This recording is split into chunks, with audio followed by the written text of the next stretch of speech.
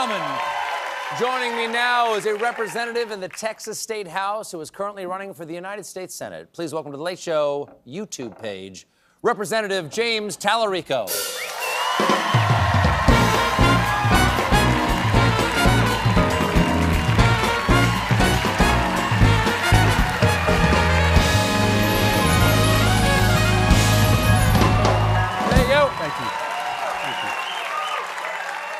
Now, here's the thing. I don't usually say this to a guest, but if people are watching this right now, it's because they found us online on YouTube. I did an act of the show that's on tonight explaining why. It's not the first time you've caused some drama. FCC opening probe into The View after appearance by Tallarico. Do you mean to cause trouble? I think that Donald Trump is worried that we're about to flip Texas.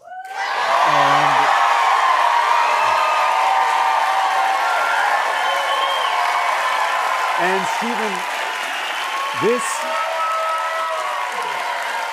this is the party that ran against cancel culture. And now they're trying to control what we watch, what we say, what we read.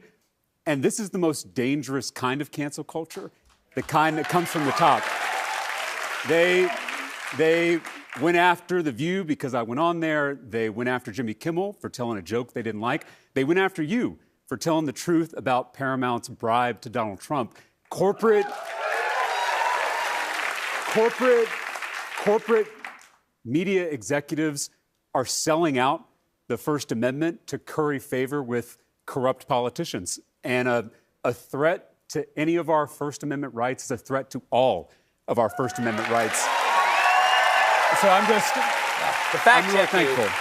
To fact check you, my network said our cancellation was a purely financial decision. Got it. And yes. I remain very grateful for the last 11 years. Now, you grew up in Texas. I did. Here you are. I did. There you are. You can prove it. They give you the adult boots as a child, and you're supposed to just grow into them, I understand. That's right. You served in the Texas House, and now you're running for Senate. The race, frankly, should not be as interesting as it is. Donald Trump won Texas by 14%. Why do you think this year Texas is considered a possibility by Democrats? Well, I'm an eighth-generation Texan. My family has been in our state since it was Mexico. And across... So you're going to get deported, is what you're saying. Across the state, there is a backlash growing to the extremism and the corruption in our politics. And I have traveled every corner of Texas already, from El Paso to Beaumont, from Amarillo to Brownsville. And we've had thousands of Texans showing up to rally with us. And I can't tell you the number of people who come up to me at the end of these events and whisper, "I'm not a Democrat," like it's some kind of secret. And we've recruited 14,000 volunteers who are out there doing the work all over our state.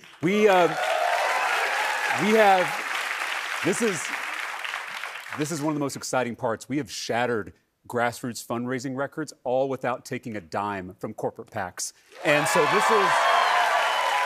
this is really it's a people-powered movement to take back our state and take back our country. And I feel like we're building something really special in Texas, and clearly Donald Trump has taken note. Now, one of the things that's come up in some of the conversations you've had on the Texas State House floor, which some of the videos I've seen you do, and one of the things that's gotten you attention out there is that you are a Presbyterian seminarian. Presently? Yes. You're a seminarian? Yes. Okay. The right attempts to co-opt Christianity, to say that, you can't believe in God, you can't believe in Christ. I think that Donald Trump might have said something like that at the National Prayer Breakfast, like you can't actually be a Christian and be a Democrat. But the religious right is largely a political movement that references spirituality, but it's a political. What is your heartfelt hand out to the people who want to use religion as a tool of political power? Well, for 50 years, the religious right, a political movement, that is the perfect description for it, they convinced a lot of our fellow Christians that the most important issues were abortion and gay marriage. Two issues that aren't mentioned in the Bible, two issues that Jesus never talked about.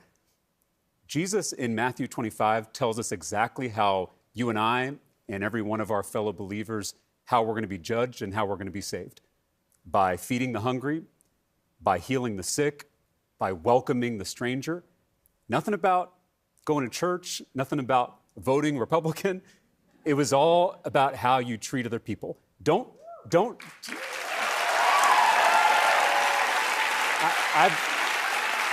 I've said before, don't tell me what you believe. Show me how you treat other people, and I'll tell you what you believe.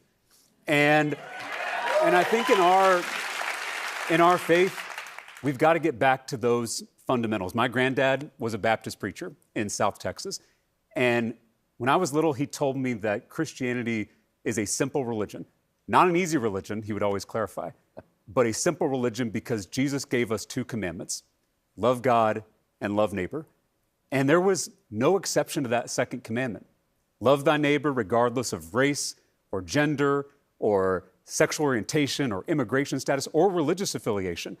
And it's why I have fought so hard for the separation of church and state in the state capitol in Texas, because...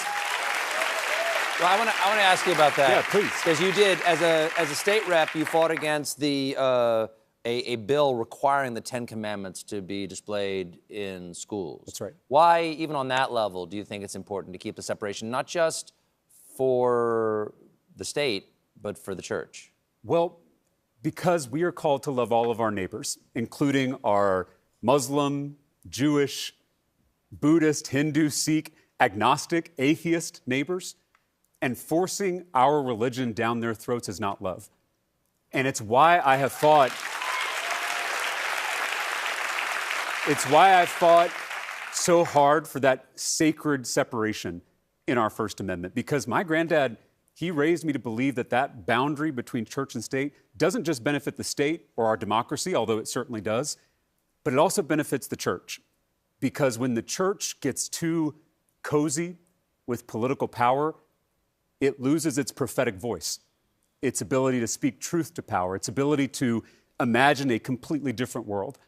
And so this separation between church and state is something we have to safeguard. It's something we have to fight for.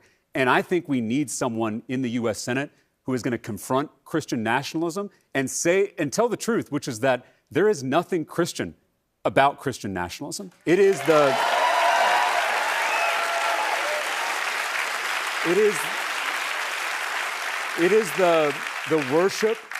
the worship of power in the name of Christ. And it is a betrayal of Jesus of Nazareth. And I just want to thank you, Stephen, because I know you're not a politician, but you have really shown people in this country what Christianity should be and what it means to actually live out the teachings of Jesus, even in a talk show. Well, I'm going to push back a little bit on that.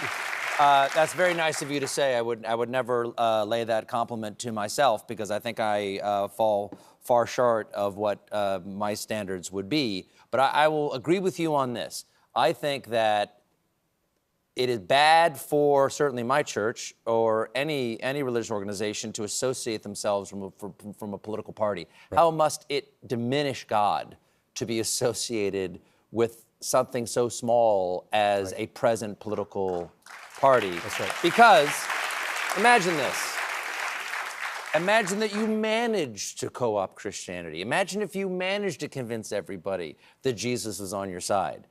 If you then lose the election, sounds like you've got a pretty weak Jesus. Yeah, that's exactly right. And that's the key, is you don't want to fit the big thing into the small thing. Mm-hmm. And God is the biggest thing there is. And so to try to fit God into a political party, whether it's the Republican Party or the Democratic Party, you've got it reversed. Mm-hmm.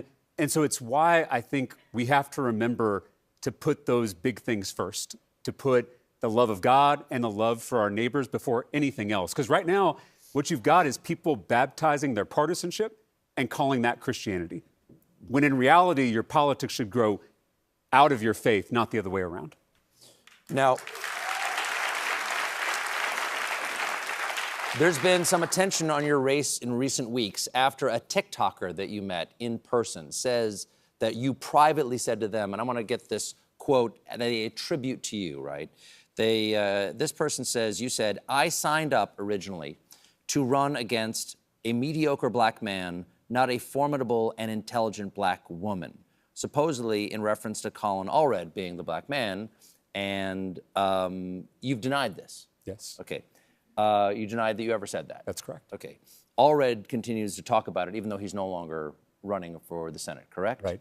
So where does that stand? How do you, as someone who this person says this about you, you say it didn't happen, how do you imagine this gets adjudicated, and what would you like to say to people? Yeah, I mean, we know that misinformation spreads on the internet, and it's sometimes like a game of telephone. As I said in my statement, I did critique Colin Allred's campaigning as mediocre, but I would never attack him on the basis of race. I respect Colin Allred deeply, even though we have disagreements on the best way to campaign and the best way to win Texas.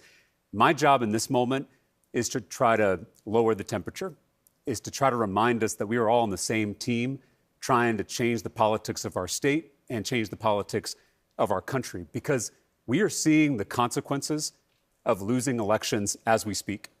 And we have a moral imperative to win in November in Texas and to win across this country, because that's how we're going to get things back on track. And so I know things get tense in a primary.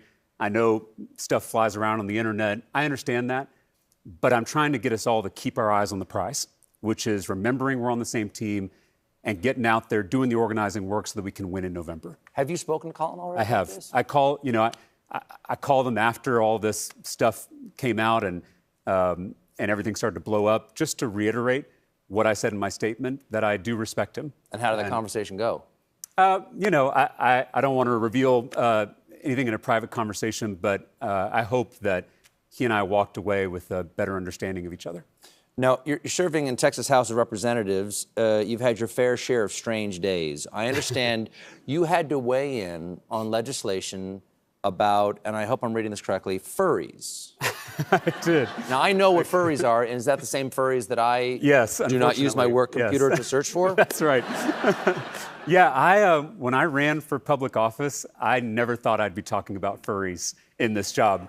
But my Republican colleagues in the state legislature, they were promoting an internet hoax that Texas public school students were identifying as cats. Yes. And I heard this story. Yes, I read the story. And that the schools were providing litter boxes to those students. I know. My understanding is it's not just Texas, it's everywhere in the United States. It's an epidemic. Biden signed a law that had to happen. Yes, forcing litter boxes in every classroom. Yes.